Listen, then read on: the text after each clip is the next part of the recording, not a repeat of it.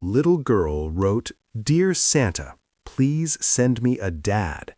Her letter landed in a Hell's Angel's hands. It was the week before Christmas in a quiet, snow-dusted neighborhood on the outskirts of Portland, Oregon.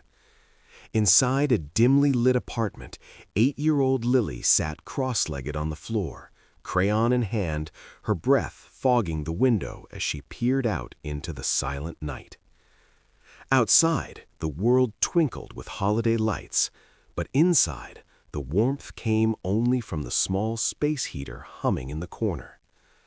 Lily's mother, Sarah, worked double shifts as a nurse, her hands calloused from long hours, her eyes tired but never unkind. They had each other. That was enough, she'd always said. But this year, Lily felt the hollow space where a father should be. Not just for presents or a deep voice reading bedtime stories, but for the kind of safety that doesn't come from locks on doors, but from someone who stays. With careful letters, she wrote, "Dear Santa, I've been really good this year. I help Mommy with dishes and never cry when I miss school because she's too tired. I don't need toys or candy. Just, could you please send me a dad? Love, Lily." She sealed it in a red envelope, slipped it into the mailbox at the corner store the next morning, and walked away with a flutter in her chest, half hope, half fear. What she didn't know was that the letter never made it to the North Pole.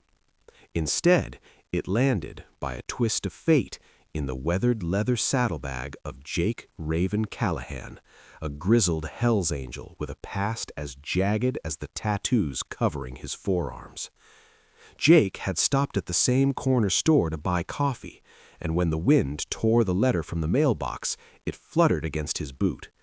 He picked it up, intending to toss it back, but then he saw the words, "Please send me a dad." Something cracked inside him. 20 years ago, Jake had been a father himself, briefly, a son, lost too soon in a custody battle he wasn't ready for. He'd spiraled into grief, then rage, then silence. The club became his family, the road his therapy, but no amount of roaring engines could drown out the echo of that tiny voice he never got to hold again. For days, the letter haunted him. He found himself circling the neighborhood, watching from a distance as Sarah rushed out the door and Lily waved from the window. He didn't know what to do until he did. One evening, groceries appeared on their doorstep: milk, eggs, bread, and a box of Lily's favorite hot cocoa. No note, just kindness. Then the broken porch step was fixed. The flickering hallway light was replaced. Again, no name, no face. Sarah was wary at first. "Who's doing this?" she'd ask Lily, who only shrugged, eyes wide with wonder. "Maybe Santa's early this year." But Jake couldn't stay hidden forever. One snowy afternoon, Lily was struggling with her math homework on the front steps when a deep voice rumbled behind her. "You're dividing wrong, kiddo." She turned and froze. A man in black leather stood there, beard dusted with snow, eyes softer than his jacket suggested. He didn't smile, but he didn't scare her either. "You're the grocery man," she whispered. He crouched, keeping distance. "Maybe. You want help with that problem?" And just like that, a bridge began to form. Week after week, Jake returned, not as a savior, but as someone trying to be better. He helped Sarah fix her car. He sat with Lily while she read aloud from Charlotte's Web. He never made promises. He just showed up. Sarah watched him carefully, saw the way his hands trembled before he touched Lily's hair, the way he looked at her daughter not with pity, but with reverence. And slowly she began to trust.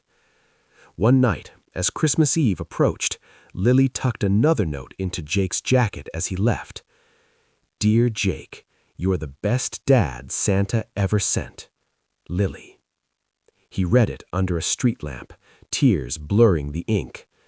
On Christmas morning, Lily didn't find presents under the tree. She found Jake sitting on their couch, holding 2 mugs of cocoa. "Mind if I stay for a bit?" he asked. Sarah nodded, her eyes glistening. And in that small apartment, surrounded by silence and snow, something new was born. Not just a family, but a second chance, stitched together by grace, courage, and a little girl's letter that dared to ask for love. This story reminds us that family isn't always about blood, it's about who shows up when it matters most. If this story touched your heart, please like, share, and subscribe to our channel. Your support helps us bring more emotional, character-driven stories of hope, healing, and second chances to millions around the world.